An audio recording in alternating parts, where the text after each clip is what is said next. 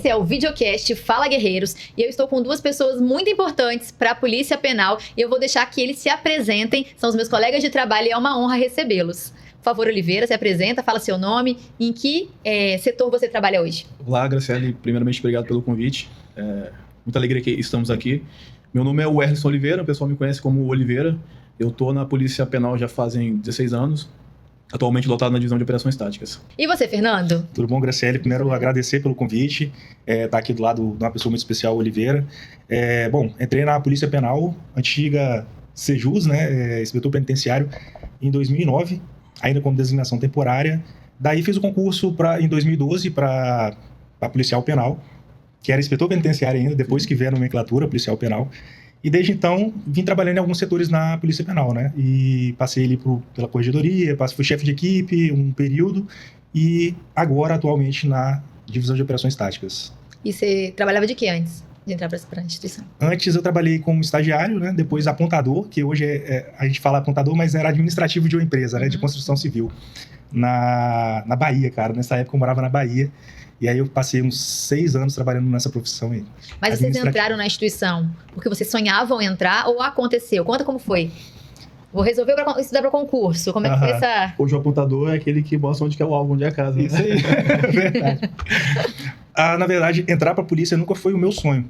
As coisas foram acontecendo, eu comecei a fazer faculdade e aí fui estagiar numa delegacia. E comecei a me apaixonar por essa área. E essa delegacia, ela tomava conta de um mini presídio, né? Que antigamente os presos, eles ficavam ali nas delegacias. E eu comecei a ver aquela rotina e a gostar daquilo. Não na época de cuidar dos presos, que na época a gente trabalhava direto com a delegacia propriamente dita, né? Delegado, o escrivão, os investigadores. E eu nem sabia que existia, assim, um tratamento, uma forma adequada ali de lidar com os presos. Para mim, as pessoas colocavam o preso ali dentro, naquela casinha que tinha. E ali eles ficavam, né? Recebiam comida, eu não sabia que tinha esse tratamento todo relacionado ao preso. E comecei a me envolver com isso. Até que, um certo dia, fizeram um processo seletivo para designação temporária da Sejus. E aí me convidaram, eu nem estava sabendo, né? Me convidaram, pô, você quer fazer não esse processo seletivo? Fiz o processo, me surpreendi na época lá que eu fiquei entre os primeiros colocados por conta desse estágio, que antigamente contava pontos, né? E aí foi meu primeiro acesso ao sistema penitenciário. Você ficou como DT um período? Fiquei 5 anos como DT. 5 anos. Aí então já dava pra conhecer o que era pra fazer o concurso depois. Você também foi como DT, Oliveira? Não, eu trabalhava na Vale e no SAMU 92. Era igual o pai do Cris, tinha 2 empregos. Cheguei até a ter 3 empregos. E quando foi meados de 2008 para 2009, a Vale ela entrou numa crise muito grande. Acho que foi uma crise nacional. E houve muitas demissões. Como eu trabalhava como técnico de enfermagem de trabalho, a parte demissional, a parte admissional era a gente que fazia. E eu lembro que tinha pessoas lá que 30 anos de Vale, 25 anos de Vale, que essas pessoas foram demitidas. E eu ficava, daqui a pouco vai ser eu. Então procurei ali naquele momento um local que eu poderia estar estável. Foi aí que eu trabalhava no SAMU 92, trabalhava juntamente com um enfermeiro chamado Ailmo, que ele era do SAMU e ele era policial militar. E ele começou a falar de concurso público, que até então eu não conhecia o que era um concurso público, o que era um emprego estável, e eu me interessei por aquilo. Aí prestei concurso para a Guarda Municipal de Vitória, passei, mas fiquei entre as vagas, não fui chamado. Aí também teve um concurso público do Ministério Público, parte administrativa, passei também, não fui chamado. E paralelo a isso aí, comecei a estudar para ser Sejus. Fiz o concurso sem muita esperança e acabei passando. Você passou no de 2012? 2009. 2009, junto comigo. Aí eu estudei na época no... Pode falar um de curso aqui? Pode. França Júnior, fiz o eu estudei França Júnior também. Fez também? E interessante que eu trabalhava no SAMU, fiz a prova e naquela ansiedade de procurar o nome, eu procurei meu nome. Na época era Tribuna, a gente não tinha internet para poder pesquisar. Né? Nossa, passar tanta coisa na cabeça. Né? Aí eu procurei o nome, saiu na segunda-feira, no domingo, mais ou menos, e eu não encontrei meu nome. Foi na quarta-feira da outra semana que o pessoal da administração do SAMU me chamou e falou: Oliveira, você tem que vir aqui na base. Eu trabalhava em Barcelona, na Serra.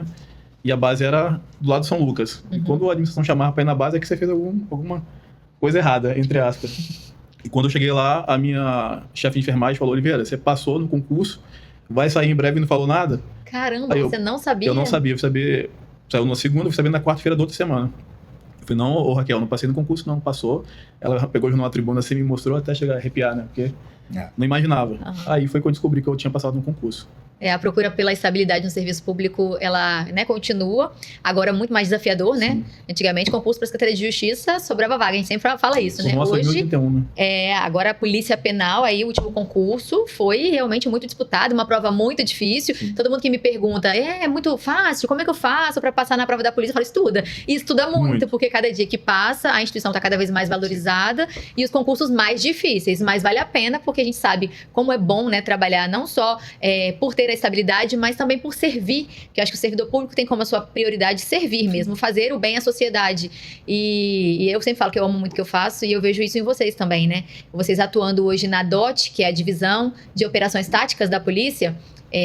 Muita gente que entra no concurso, eu quero ir para a DOT, eu quero ir para, né, as especializadas, porque olham para vocês e vem um trabalho muito bacana. E é óbvio que o trabalho na unidade prisional, eu acho que é o mais importante no sentido do controle ali diário do preso, mas todo mundo fica na expectativa, às vezes, de estar numa especializada por conta da atividade diferenciada, né? Porque, querendo ou não, a atividade da unidade prisional, ela é de rotina. E ela é uma atividade bastante exaustiva diariamente, mas não é na mesma percepção que vocês têm, que já é uma outra situação, né? Quando eu olho para vocês, eu conheço vocês já há bastante tempo, eu admiro bastante no sentido do equilíbrio emocional que vocês têm, assim, que a gente fala de inteligência emocional, né? E não só trabalhar no sistema prisional, nas unidades prisionais, em qualquer atuação ali que a gente tem, em qualquer lugar, a gente tem que ter bastante controle, vocês mais ainda, porque vocês são acionados em casos mais graves, né? De rebeliões, de fugas e coisas, né, que vocês podem contar um pouquinho melhor. E aí, em qual situação, assim, que vocês observam e como que vocês trabalham essa questão do emocional para lidar com tudo isso, né? Todos os dias, e se precisar ser acionado, estar nesse ambiente de maneira tranquila e equilibrada. Fala um pouquinho dessa percepção que vocês têm e como que vocês desenvolveram isso, assim, né, no decorrer da profissão. Sim. O curso operacional, ele nos prepara ou te dá uma base para você aprender a trabalhar nas adversidades. Então, o curso operacional, ele vai fazer você trabalhar nas condições que você está com muita fome, está com muito sono, está com frio, está desgastado mentalmente, e você tem que pensar para poder atuar e para poder agir. E dependendo da sua ação, aquilo ali vai ser trabalhado no curso para você melhorar ou para corrigir algum erro que você cometeu. Nós tivemos um diretor, Fernando Dourado, hoje ele não está mais com a gente, está nos Estados Unidos. Ele sempre falava que numa rebelião, quando o sino tocava, que a gente fala que o sino toca, enquanto a massa está tocando rock and roll, a gente tem que chegar tocando louvor. Porque a gente não pode se envolver com aquilo que aconteceu anteriormente, porque a gente está lá para resolver o problema, ou buscar a solução daquele problema. Então isso aí tem que estar muito bem trabalhado mentalmente, porque é difícil você chegar num local, às vezes um colega ali que tomou uma pedrada na cabeça e está sangrando, e você não internalizar esse sentimento. Então acho que durante o curso isso é muito bem trabalhado, e durante o dia a dia, nos treinamentos contínuos que nós temos, se trabalha muito essa questão do emocional. Mas não é fácil, né, Fernando? E o Oliveira, ele foi meu coordenador de curso, né, do CLTP. E a gente passa por várias etapas no curso da especialização, que no momento ali a gente fica, para que isso, né? Exagerado. Mas na verdade, hoje, quando a gente está atuando na especializada, a gente percebe o quanto foi necessário cada detalhe ali realizado no curso. Oliveira foi um dos coordenadores mais chatos que tinha lá no curso, porque toda vez que dava hora pra gente ir embora, uma hora fictícia, né? De 5 horas da tarde, todo mundo se prepara para ir embora. Oliveira colocava a gente sentadinho lá, fazia um procedimento que a gente, cara, o que eu tô fazendo aqui? Então, assim, o curso ele vai preparando você emocionalmente para situações de crise e você não tem um horário específico para acabar. Você sabe que você, num acionamento, você tem um horário para iniciar a operação.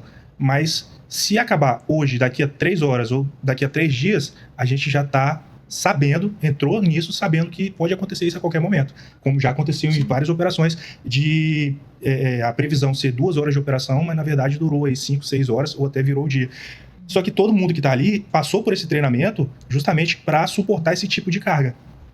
Então, assim, essa preparação no curso para o emocional é muito mais importante, a gente fala, do que o próprio físico. Conta um caso desse aí que vocês tiveram que ficar mais tempo vários. E foi pesado, e conta aí. A própria rebelião de 2013, dos pais, né?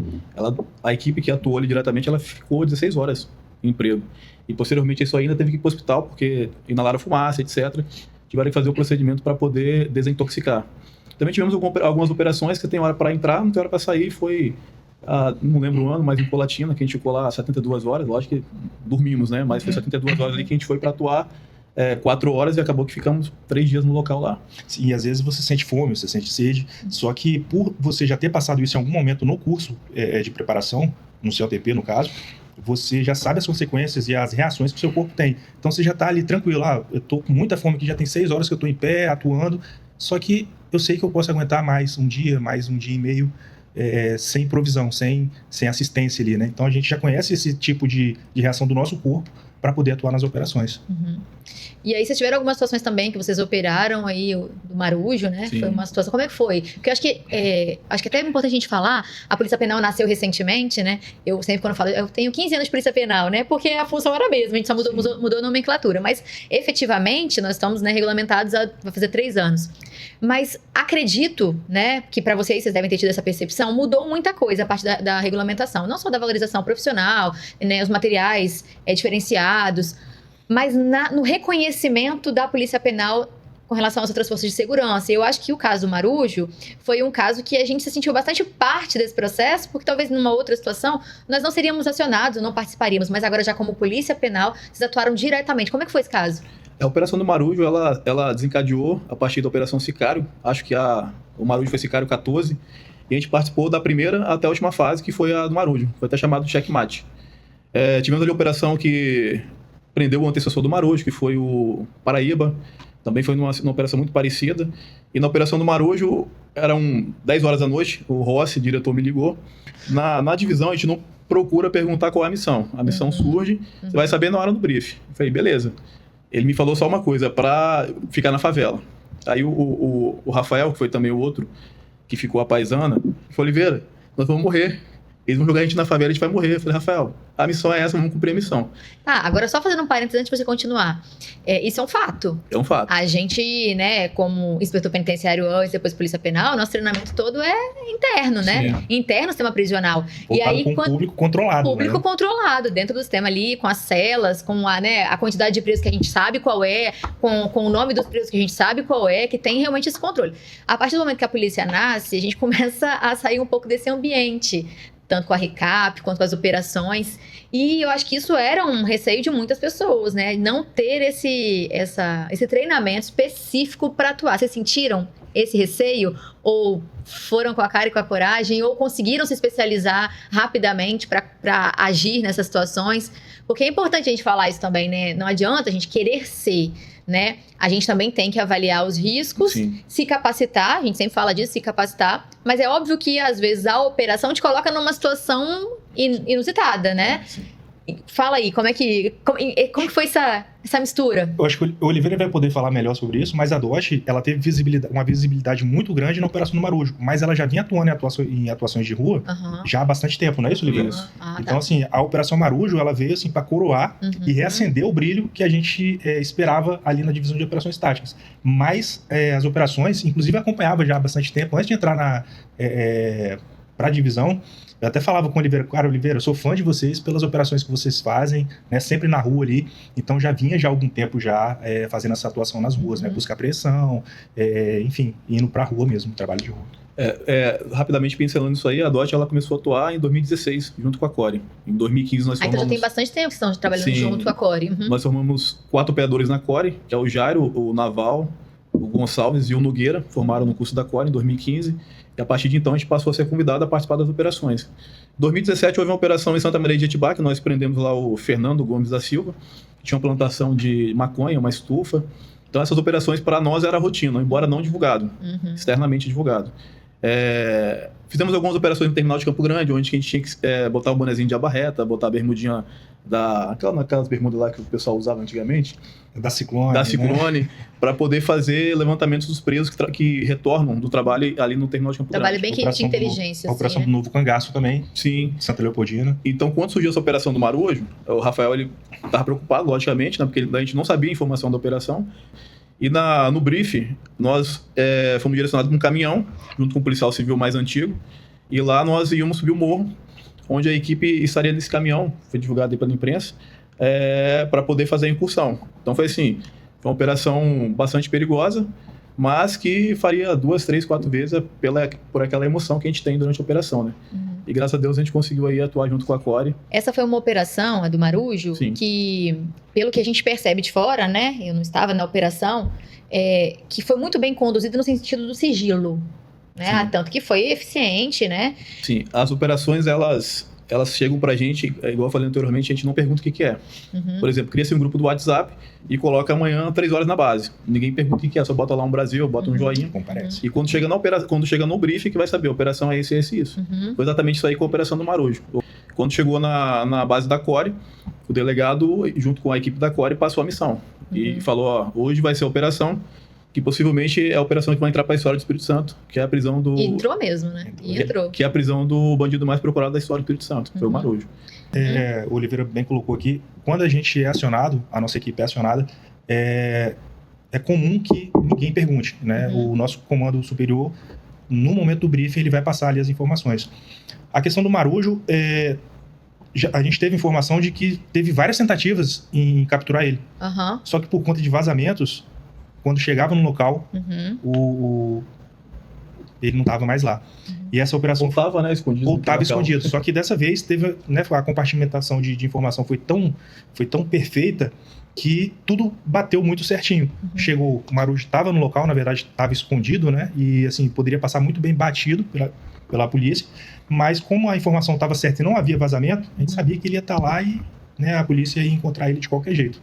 Então, assim, é uma operação de grande porte que, como eu falei anteriormente, reacendeu ali o brilho e a participação da Polícia Penal na segurança pública, porque até então viam a Polícia Penal, né, como um sistema que estava iniciando ali. Inexperiente, né? Aparentemente inexperiente. Será que esses caras vão saber mesmo fazer, atuar junto com a polícia? E aí essa operação ela veio assim, para mostrar que a formação dos policiais, a preparação deles ali para o cotidiano, tanto para intramuros quanto extramuros, estava a contento do que a sociedade estava esperando. Né? Então, assim, foi interessante para reacender esse brilho aí da Polícia Penal. Logo de cara, né? Já tinha feito a legislação da Polícia Penal, foi aprovada, e daqui a pouquinho a Polícia Penal em todos os jornais do Espírito Santo. Eu acho que a gente evoluiu muito rápido nesse período, né? Porque foi a regulamentação e toda a estruturação ali, né? Que não é fácil, mas que a gente conseguiu, junto com toda a equipe, fazer essa estruturação, e aí vem a questão do material, e aí a visibilidade também, o reconhecimento da sociedade. Muito, muito bom. E aí o Pacheco veio, né? Trouxe toda essa visibilidade que antigamente a gente não tinha, por questões, né, políticas, administrativas também, a gente não deve questionar.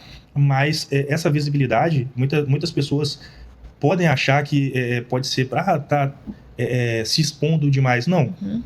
Uma coisa é você se expor e trazer o lado ruim da coisa, mas quando você expõe ali uma determinada instituição e traz o que é bom dela, inspira pessoas, faz com que as pessoas queiram estar ali, isso é muito bom. Foi o que aconteceu com a Polícia Penal. Porque a gente sempre fala no sistema prisional, tem muita coisa boa, o trabalho dos policiais é um trabalho excelente, né? O controle das unidades realmente é efetivo, porque você tem hoje aí 26 mil presos. A rotina nas unidades prisionais. Muito interessante isso, porque a sociedade não conhece. Não sabe que em determinado horário o preso ele recebe alimentação, tem um horário para ele estudar, tem um horário... Então, ali mostrou e está mostrando para a sociedade o que o sistema prisional é, né? Ele estava perdido ali, escondido, e às vezes você falava que era inspetor penitenciário ou policial penal, a pessoa, mas você faz o quê mesmo? E isso te trazia um pouco meio que excluído, né? Hoje não, hoje você fala que é policial penal, o cara fala na hora, pô, quando é que vai ser o próximo concurso? Isso traz um orgulho pra gente. E assim, quando a gente fala, né, desse reconhecimento, isso motiva muito, né, o nosso trabalho. E talvez antes, as pessoas não conhecendo isso, julgavam, né? Julgavam como se a gente não soubesse atuar com o preso ali, porque a gente já entendeu há muito tempo que é muito além de aprisionar. A gente já sabe disso, né? Que o trabalho ele tem que ser feito ali para dar condições para esse preso sair de maneira diferente. E o policial já atua e já faz isso muito bem há muito tempo, mas a sociedade não sabia. Então, às vezes, julga de maneira negativa, às vezes pensa que a gente, né, trata com hostilidade. E não, pelo contrário, a gente mantém a disciplina, a ordem daquele espaço com respeito, com dignidade, né, e mantendo as regras da unidade, porque querendo ou não, agindo dentro da legalidade técnica. A gente viu essa necessidade da atuação do policial penal numa ocorrência que teve, acho que o Oliveira também estava, que o delegado, na delegacia dele, ligou e falou, a gente precisa de pelo menos uns 3 policiais aqui para conter um servidor deles, era policial, que estava agressivo dentro da carceragem deles. Então, olha para você ver, um delegado de polícia civil chama uma outra instituição, a Polícia Penal, para conter alguém na própria casa dele. Que o policial ficava na carceragem ali da delegacia e a gente foi lá para conter o cara. Só que chegou lá, a maioria das pessoas pensam que vai chegar com tiro, porrada e bomba. Não, foi com conversa. Você tava, técnica Oliveira? mesmo. Não tava. Não? Chegou lá com conversa, acabou, o cara saiu tranquilo. Então, assim, a atuação da Polícia Penal que as pessoas imaginavam que era truculência, porrada, tortura, na verdade é muito mais a palavra, muito mais a atuação ali lidando com o próximo do que propriamente dito pegando ali, né, no preso. Você me faz lembrar das meninas que trabalham com vocês, né? Porque você pensa em divisão de operações táticas, as pessoas podem pensar, só tem homens ali. Não, tem mulheres, mulheres que às vezes não têm a força física de um homem, algumas até têm, né? Que tem umas meninas ali que são brutas, mas que eu avalio assim também. Eu acho que nosso trabalho lida muito com a estratégia, com a inteligência ali em administrar a situação, né? Do que exatamente com a força. E a sociedade, acho que vê na Polícia Penal é força, e não é só força, né? Lógico que em alguns momentos você acaba tendo que colocar um pouco da força, mas em regra é a técnica mesmo, né? É o trabalho profissional ali e nessa estratégia de diálogo. A farda, o armamento, os equipamentos, as viaturas, elas dão essa impressão de força, né? Não. E quem entra, inclusive, isso já é um recado também para os próximos policiais que vão entrar. Já avisa aí que o pessoal entra achando que é uma coisa. O pessoal entra, como no último concurso, e quando é que a gente vai pegar o fuzil? Cara, o trabalho do policial penal, em sua essência, é trabalhar com os presos na unidade prisional. E é o que a Graciele falou, é estratégico, é para lá. Você convence mais um preso com a sua promessa daquilo que você pode cumprir do que com uma coação dele ali, com algo que possa constranger ele. E não é balela, não é besteira você falar que você tem que tratar o preso de uma forma humanizada. Porque quanto mais humanizado você trata ali o preso, mais ele vai te respeitar. Porque o preso, ele te respeita pelo que você cumpre ali com ele, né? É um trato ali que você tem, um contrato invisível, que você vai cumprir e ele vai... que você vai cumprir o que você disse e ele vai respeitar. Sim.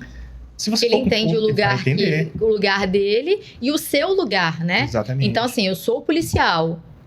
Ele me deve respeito. Eu também devo respeito. Na minha função enquanto servidora pública para atuar ali na disciplina. Então, me é cobrado o controle e a disciplina da unidade, até porque se a gente não atuar de maneira firme, não atuar com disciplina, os presos se matam, né? Então, é óbvio que... E eles sabem disso, eles reconhecem o nosso trabalho, que é para a segurança deles, né? Então, acho que isso é muito importante. A questão de saber administrar ali de muita inteligência emocional para lidar com todos esses contratempos e pessoas que são diferentes, né? Pessoas que são moradoras de rua, pessoas que são usuários de droga, pessoas que já estão no crime há muito tempo, que têm uma certa liderança, pessoas que têm o domínio de alguma região. E só que a partir do momento que entra na unidade prisional, eles entendem e sabem que é um ambiente controlado e quem dá a ordem, né, ali... até porque precisa cumprir horário, tem regras internas, para que, como uma escola, como uma empresa, então é necessário esse controle. Mas a estratégia eu acho que é algo que a gente acaba desenvolvendo muito e levando para a vida, né? Inclusive nas atuações da especializada, né? Assim, quando a DOT chega, por exemplo, a impressão de quem não conhece o trabalho é que vai chegar para quebrar tudo, Então, na verdade, é muito mais estratégia. O Oliveira, que está na DOT há muito mais tempo do que eu, pode falar melhor sobre isso. É muito mais estratégia, muito mais organização da operação do que tiro. As últimas operações, quantos tiros a gente deu? 0. 0 tiro. Então, assim, muito tempo que a DOT não dá um disparo por conta de um confronto com o preso. É mais estratégia mesmo. Às vezes isso aí é interessante falar, porque nas atuações que nós temos, muitas das vezes ali a gente acaba frustrando o próprio colega da divisão de operações táticas e o colega da unidade. Sim. Por quê? Que a DOT ela trabalha por célula. Então, a primeira célula ela vai e ela vê necessidade de acionamento da pessoa que está na base ou da pessoa que está em casa. E muitas das vezes, essa célula ali ela é pequena, ela tem um número reduzido. E aquele operador que vai estar à frente do gerenciamento dessa crise, ele pode chegar para a massa carcerária e falar, senta no chão, no fundo da cela, se fizer isso aí, quando a tropa chegar, não vai haver pressão. Pressão que eu falo, não vai haver aplicação de outras técnicas. E muitas vezes o preso, a maioria das vezes, ele sabe que aquilo vai ser cumprido e ele faz. Então, às vezes o cara vem da folga dele, o cara tá no shopping, o cara tá na praia, o cara tá no aniversário da esposa ou da filha, que é assim que trabalha uma pessoa da divisão de operação estática, ou da especializada, e ele chega com aquela energia, querendo atuar. E quando chega lá, peraí, tá dominado já. Tá calmo. E a gente consegue dominar através de estratégia. Uma vez que você deu a palavra que não vai fazer, se você o fizer, na próxima, a sua palavra ela não tem validade. Então isso é muito interessante. Na maioria das vezes, a nossa atuação é só na presença física e na palavra. E um caso, assim, no trabalho de vocês que emocionou, que surpreendeu, que impactou, alguma coisa que vocês lembram da história do trabalho de vocês que vem à memória rápido, assim? Eu tenho uma história, assim, bacana, inclusive pros policiais que vão entrar. Que, às vezes o cara entra no sistema penitenciário achando que, não sei, de repente, alguma falta que existe na vida do sujeito ali, que ele fala assim, agora eu vou ter domínio sobre uma pessoa. Vou mandar sentar, vou mandar... E, na verdade, ele vai se frustrar hoje como está o sistema penitenciário. Certa vez, eu estava na unidade prisional e o preso, ele a Polícia Federal estava levando esse preso, e quando a Polícia Federal tirou o cara de dentro da viatura, o preso já desceu assustado, muito assustado. E antigamente a gente tinha que utilizar uma força maior na questão ali da pressão com o preso, né?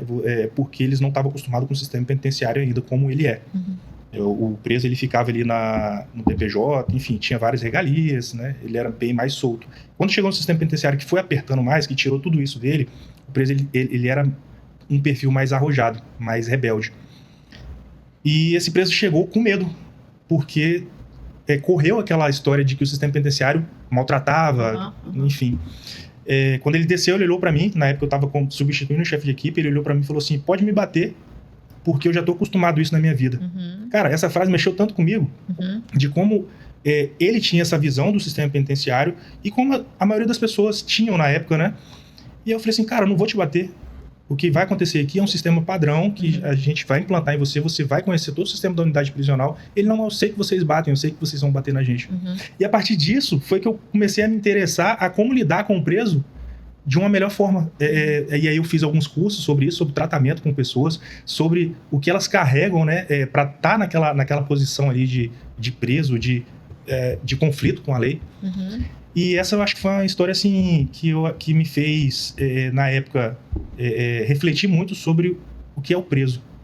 Quem é aquela pessoa encarcerada e o que fez ela chegar até ali e como deve ser o tratamento dos servidores, dos policiais que estão ali lidando direto com o preso, com essas pessoas. Porque essas pessoas elas chegam ali achando que os pais dessas pessoas, né, dessas pessoas presas, fica ali na frente da unidade prisional, meu filho tá sofrendo, a DOT chegou, agora vai espancar o meu filho. A gente ouve muito sobre isso, quando na verdade não é. É técnica, tratamento de uma forma que ele vai merecer ali dentro. Enfim, essa foi a história assim, que me fez mudar a forma de trabalhar no sistema. Tô vendo que você tá achando alguma coisa aí que você tá querendo mostrar aí, Oliveira. Isso aí, ô Graciele, essas fotos aqui, a câmera não pega não, né? Não precisa pegar não, porque é um colega. Isso aqui foi dia 3 de julho agora, recente. Esse camarada aqui, junto com esse e o pai, são pessoas que participaram da minha infância, né? Então, eu nasci em Jardim América, eu fui criado em Jardim América, em Cariacica, e esses três aqui eram uma referência para mim do que eu queria ser. Minha família sempre foi uma família humilde, que muitas vezes tinha que ir para casa do coleguinha para poder dormir lá para ter o que comer. E esse aqui era um dos coleguinhas, que ele tinha aquela casa dos sonhos, ele tinha na época era o Super Nintendo. Aquele que tem a piscina, tinha aquele que fica pra ir, tem tudo. Então eram 3 irmãos que os meus irmãos e eu vivíamos muito na casa deles. E dia 3 de julho eu tava em reunião lá na KDPEN lá, de instrutores, etc. E a coordenação foi acionada para dar um apoio à Polícia Civil nessa residência. Quando chegou lá, aí eu olhei assim e falei, caramba, aqui foi a residência que eu sonhei ter uma casa igual essa. E passou aquele filme, falei, ué, será que os 3 moram aqui ainda? E durante a busca ali pro entorpecente, a gente comecei a encontrar essas fotos, muito álbum de fotos desses 3 amigos meus. E por tristeza, a gente prendeu esse camarada que participou da minha infância. Assim, totalmente... Que te inspirava. Me inspirava, eu falava, essa casa é a casa do meu sonho. Quando tinha fome, era pra lá que eu ia, junto com meus irmãos. Então, eu mostrei essa foto pra minha mãe, mostrei pros meus irmãos, e você vê a tristeza, né? Algo que é uma referência pra você, e por conta das drogas, ele se perdeu. Hoje ele tá com... Se tiver 30 quilos, é muito. Então, você vê que não foi uma má educação, que era uma das famílias mais educadas de Jardim América, né? Estudava no colégio passionista. Então, um momento muito triste. Você ter que prender ali alguém que que fez parte da sua infância. E já tive a oportunidade também de um outro colega. Então isso aí é muito triste. Mexe com o nosso emocional, né? Te traz a sua infância ali, tudo que você viveu com aqueles camaradas. E outra situação que traz também ali uma memória ruim, você fica triste, é quando você tem que prender um colega seu, né? Já fizemos isso aí por algumas vezes. É uma situação muito ruim. Mês passado, né, que a gente fez a Operação Faro, né? Foi. Mês passado a gente participou da Operação Faro, que era uma operação do Ministério da Justiça, em região de divisa. E foi logo pela manhã, né, que a gente parou numa estrada ali na divisa do Rio com o Espírito Santo. E a gente identificou um senhor com uma criancinha no carrinho de bebê. E a princípio a gente pensa um monte de coisa. A primeira coisa é que aquela criança pode estar sendo sequestrada, etc, etc. Era de estrada, divisa, né? Então a gente ficou bem apreensivo. Vocês ficaram preocupados, vocês já observaram de maneira diferente, né? O que chama a atenção e que mexe com o emocional da gente é porque é uma criança, né? E ela passou era a segunda noite, não, Fernando? Ela tinha ficado ali, eu acho que já estava entrando na segunda noite, né? Conta aí, 1 ano e pouco que ela tinha, você ficou ela ia fazer 2 anos. Já tava com quem lá? Com o pai dela, que até então a gente não sabia que era o pai dela. Quando a gente chegou, ele estava na beira da estrada sentado, e essa criancinha dentro do carro, toda sujinha, né? De melequinha no nariz e tal. E aí a gente começou a abordagem ali, quem ele era, de onde estava vindo, enfim. E algumas pessoas do posto de gasolina do lado tinham falado que ele já estava ali há 2 dias. E a gente começou a se perguntar como que ele estava alimentando essa criança. Só que a gente foi lá na bolsa dele, fazer uma vistoria, e tinha leite, tinha o biscoitinho dela ali, comia de tudo a criança. Às vezes a gente dá chocolate pro nosso filho só depois dos 4, né? A gente ia fazer 2, tava com um pedaço de chocolate desse tamanho na mão. Oh, meu Deus. E aí o Oliveira, como estava líder da equipe no dia, fez a comunicação lá com o serviço social veio, fez a pesquisa e viu que realmente o que estava acontecendo era uma situação completamente diferente do que a gente estava pensando. Na verdade, o cara que estava ali, ele estava tentando resgatar essa menina, levar para a mãe dele, cuidar, porque a mãe dele... Mãe da criança, né? A mãe da criança. Usuária de droga, estava com outros homens, enfim. E aí a gente, né, ele mostrou pra gente lá as mensagens, viu que realmente era aquilo que estava acontecendo e deram o destino que cabia lá o pai da criança. Isso é uma coisa importante, né? Porque a gente tem observado muitas questões sobre a questão da violência contra a criança. Eu sempre falo que aonde a mulher é vítima de violência, a criança está em risco também. Nesse caso, não. Nesse caso, a mãe era, né, viciada em drogas e não estava conseguindo cuidar dessa criança, e essa criança chamou a atenção de vocês aí por algum motivo. Independente da situação, independente do local, e a gente, enquanto polícia, principalmente, né, que tem o dever de agir, de sempre estar atento, né? É um recado de sempre observar, porque infelizmente as crianças estão sendo vítimas de violência, de abuso sexual, de violência física, né? São muitas mortes, são muitas coisas que uma criança inofensiva não consegue se defender, não percebe que está em risco, né? Então, assim, parabéns pela atitude de vocês de identificarem uma possibilidade de risco e abordarem e tentarem conduzir da melhor forma, identificar realmente o que estava acontecendo para proteger essas crianças, né? Eu sempre falo sobre isso, a gente precisa cuidar, né? Falam, né, que a criança precisa de uma aldeia, né, para cuidar dela, porque realmente são muitas demandas e ela não consegue se cuidar.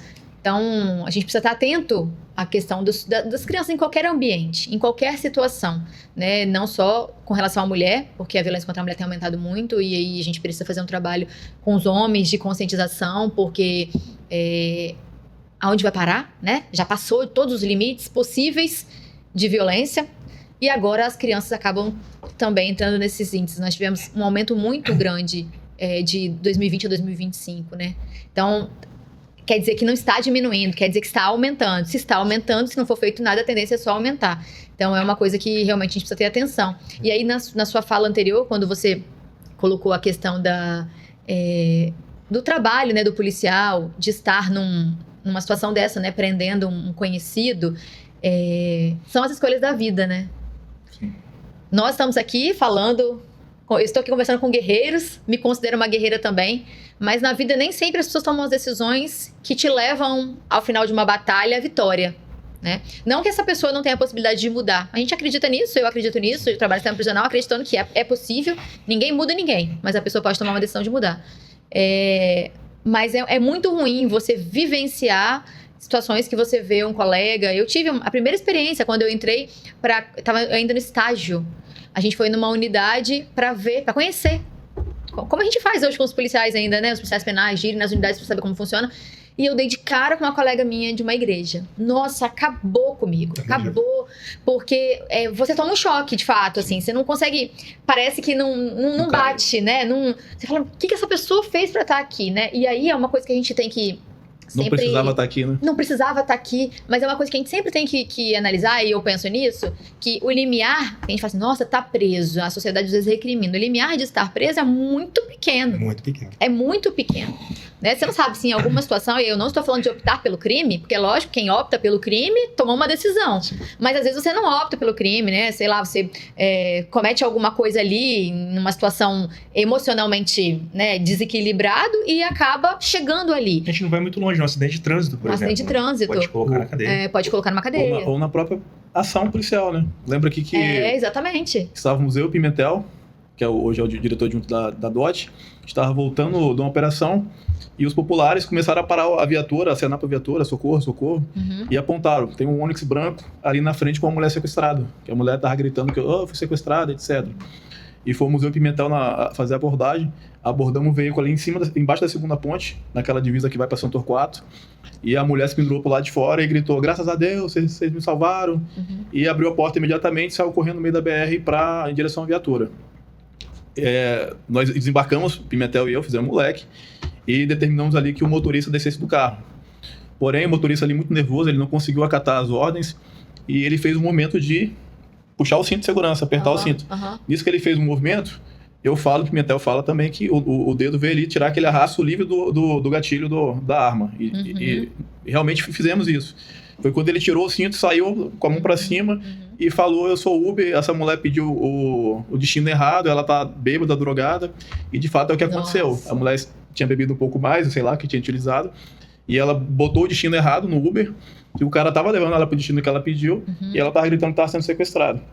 Então, se eu atiro naquele Uber, eu e o colega atiram naquele Uber, no outro dia minha cara estava estampada nos jornais e eu estaria preso, né? Então, realmente foi o que a senhora falou, é daqui para ali. É daqui para ali, é o desafio também de trabalhar na segurança pública, não só a Polícia Penal, todas as outras instituições que lidam com isso, você tem ali a possibilidade de apertar ou não o gatilho em alguma situação, você tem que ter um raciocínio rápido, inteligência emocional para entender total aquela situação, para saber como agir. E aí, a experiência conta muito, né? A atenção conta muito.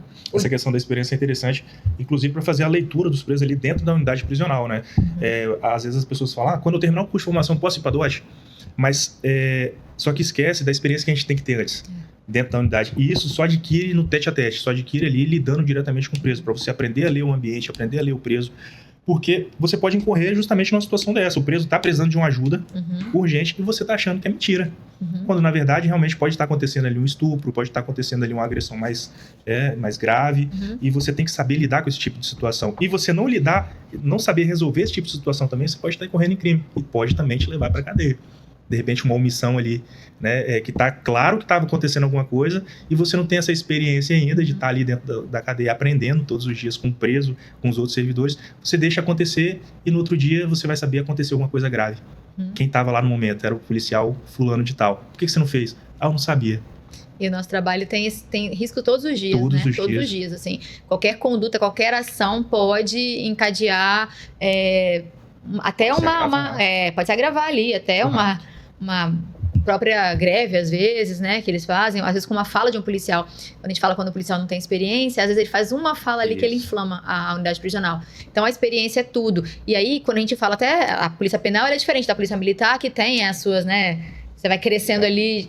Você não tem na polícia penal exatamente isso, mas aí algumas pessoas querem assumir algumas funções de direção sem antes passar por baixo, né?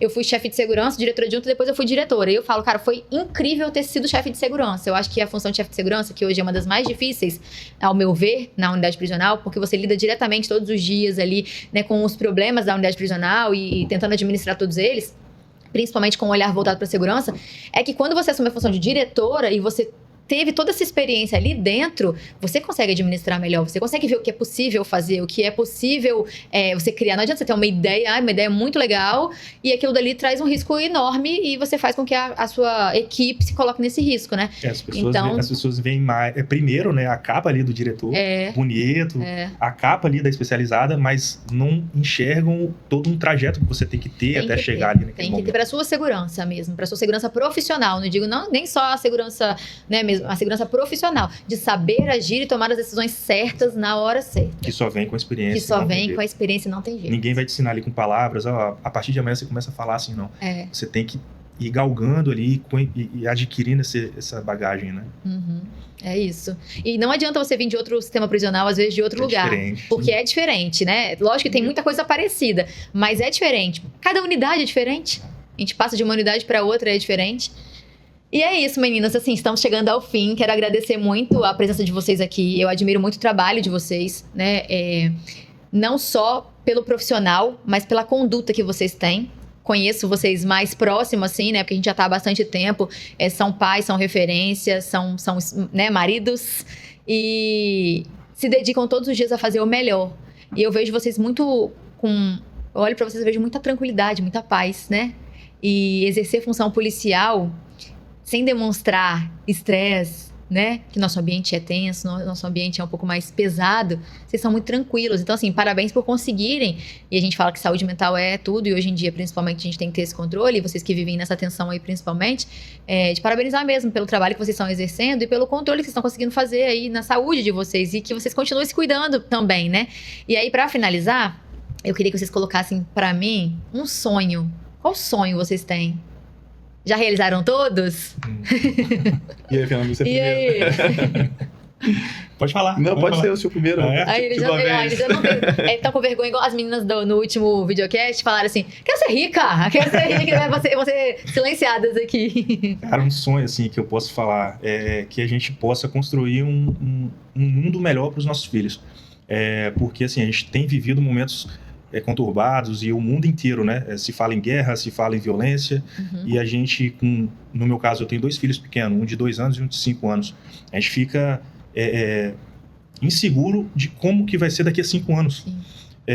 Na nossa vizinhança, os amigos deles, quem vão ser os amigos deles, qual a profissão que eles vão atuar. Então, assim, eu peço a Deus muita sabedoria para poder direcionar os meus filhos e, assim, e poder, hoje, na condição de policial, ser uma referência para ele, para os amigos dele. Então, assim, tudo que eu tento fazer na minha vida é que eles possam enxergar em mim uma referência e que eles venham lembrar dessa referência quando eles forem fazer, que um dia vai chegar essa porta para eles, né? Quando eles forem fazer alguma coisa errada, quando eles forem lidar com um coleguinha de trabalho. Então, hoje, assim, o meu sonho é mais voltado para os meus filhos. Eu não sei se é por conta de ser pai, a gente tem esse tipo de visão. Às vezes a gente está tão envolvido com o trabalho, com os nossos compromissos, que a gente não pensa muito sobre isso. Mas quando você para e senta e fala assim, cara, eu estou criando 2 serzinhos, no meu caso. A gente, né, está criando nossos filhos. E o que vai ser daqui a 5 anos? Né? Tem sido tão difícil as coisas. Então, assim, que a gente consiga, cada um com sua pequena parte ali, construir um mundo melhor para nossos filhos, para nossa convivência, para a segurança pública, para a saúde. Enfim, é isso. E você, Oliveira, já pensou? Já pensei. Graciele, como eu tava pensando aqui, Deus já tem me abençoado tanto, que eu conquistei coisas que eu jamais imaginei.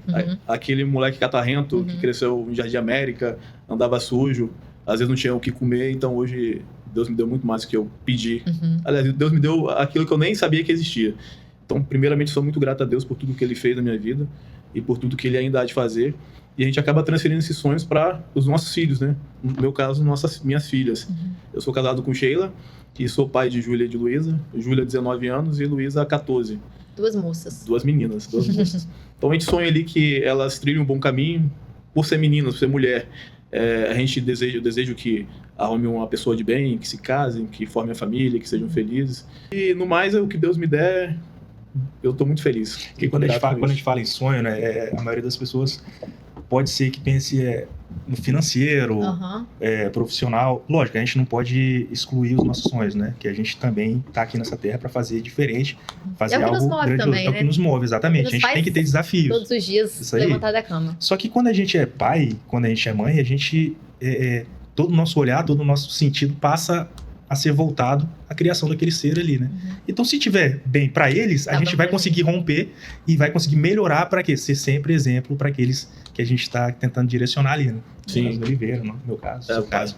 O que vocês falam, assim, eu fico pensando todos os dias mesmo, a mesma coisa. Também tenho Bianca, né, de 11 anos, e dá muito medo de viver nesse mundo, né?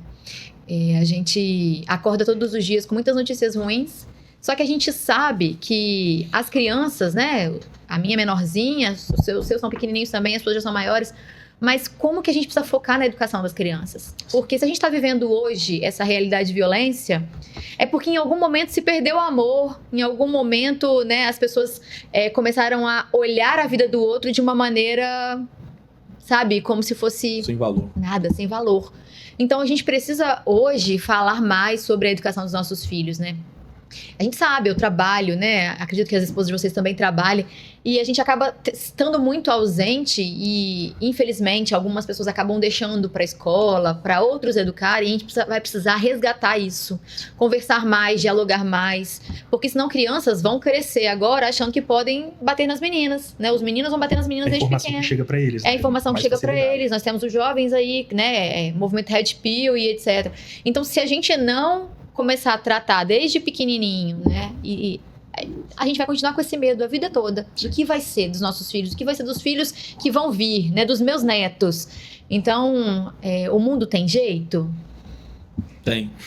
Tem, se todo mundo fizer a sua parte. Não adianta a gente esperar que o outro faça. A gente precisa fazer a nossa parte, né? Mas ele tem jeito. A gente precisa amar mais. As pessoas estão tão egoístas, as pessoas estão tão pensando somente em si, em se dar bem, em ter poder, em ter dinheiro, em ter, sabe, posição. E aí um acaba destruindo o outro. Só que nessa brincadeira de um destruir o outro, todo mundo sai destruído. Exatamente. Né? Então, assim, a nossa mensagem, a minha mensagem aqui nesse final de podcast, videocast, que eu sempre erro, né, gente? É um videocast, eu não tô acostumada, de dizer que nós podemos fazer mais se todos nós pensarmos como plantar uma semente boa, né? Exatamente. Como plantar, porque querendo ou não, é como eu falei, todo mundo pensando no seu umbigo. E a gente não constrói nada no coletivo assim. Então, para trabalhar na polícia, se eu pensar só em mim, eu vou me dar mal dentro da instituição. Exatamente. Eu não vou conseguir controlar uma unidade prisional se eu não tiver parceria, se eu não tiver, né, equipe. Humildade. Pra consultar ali um servidor, um policial que é mais antigo. Então, às vezes, assim, até hoje a gente tem, né, policiais que, os mais antigos, que às vezes tem um grau de instrução aparentemente menor do que o seu. Só que se você desprezar a experiência que ele tem, de nada vale os seus estudos, de nada vale a sua posição ali como diretor, se for o caso, mas ele tá lidando, ele sabe ali de cada peculiaridade de cada preso, de cada ala. Então a gente tem que ter essa humildade também. Então sozinho, como você falou, sozinho a gente não consegue, principalmente no sistema prisional. É isso. Eu tenho um sonho, lembrei de um sonho aqui. Olha, gente, ele lembrou de um sonho. Agora esse sonho é dele. É meu. Qual câmera que eu olho aqui, Graciele? Pra essa ou pra aquela? Pra cá, ó. Aquela dali. Deixa eu ver se eu tô parecendo uma... Não, joga lá. Tá. Olha lá, aquela lá, que brilhou agora. Agora focou em mim. Eu acho que foi a Luana, foi a Luana ou foi a Larissa que falou: eu tenho o sonho também de ser milionário na Mega Sena. Meus problemas estariam resolvidos. Então, meu sonho é ganhar na Mega Sena da virada. As duas Mas enquanto, são, né? Enquanto não ganha, a gente vai trabalhar. Gente, eu agradeço muito a presença de vocês. Pra mim é uma honra, né? Eu comecei, a ideia do videocast surgiu, falo que eu sou muito abençoada também, porque surgiu como um presente pra mim. E eu fiz questão de chamar aqui os meus colegas, né? As meninas e agora os meninos aí de maneira carinhosa que eu falo. E agradeço a presença de vocês, admiro muito o trabalho de todos. Poderia trazer todos aqui, né? Todos os policiais penais, porque cada um tem uma história, cada um tem uma experiência e cada um é referência para alguém em algum lugar, né? Então eu agradeço muito. E é isso. Sucesso para todos nós. Pode agradecer? Claro. Primeiramente, agradecer pelo convite. Fernando me repassou o convite, imediatamente eu aceito. Desejar aí sucesso na carreira, sucesso aí nos nossos planos, que Deus possa estar abençoando aí a sua jornada. E obrigado pelo convite, que Deus abençoe. Eu agradeço também pelo convite, Graciele, assim, e foi até meio que um susto, né? A gente estava conversando ali no Instagram e do nada, tal dia você pode vir, tal horário você pode vir. Eu falei assim, caramba, que legal. E assim, Graciele, você transpira confiança, você transpira força, e o trabalho que você está fazendo, que você fez na secretaria, que você fez na polícia, você pode ter certeza absoluta que inspirou muitas pessoas, né? E aquelas pessoas que ficaram lá no seu lugar, elas vão tentar levar esse legado. E o que você está fazendo hoje como mulher, como profissional, inspira também as pessoas que estão chegando. E é muito bacana esse trabalho que você está fazendo com a gente aí, de estar conversando, de a gente estar colocando o lado humano também da polícia para as pessoas que vão ver, porque muitas vezes a pessoa olha só a farda e acha que a partir daquele momento você é um ser intocável, você pode todas as coisas. Não, você tem mais obrigações do que o que você realmente pode ou quer fazer, né? Então, assim, eu agradeço pelo convite, agradeço por essa oportunidade de estar aqui com o meu companheiro de trabalho, um cara que eu admiro, um cara que eu sou fã, e sempre falei isso, não é rasgação de seda, sabe disso antes de entrar lá na divisão de operações táticas. É um cara que sempre me incentivou a melhorar, e você tá com pessoas que te incentivam a melhorar, eu acho que isso faz todo sentido, faz toda a diferença na sua vida, e agradecer por esse momento aqui. Muito obrigado. Eu que agradeço. Muito obrigado. Finalizamos mais um videocast e agora marcaremos o próximo. Fiquem acompanhando.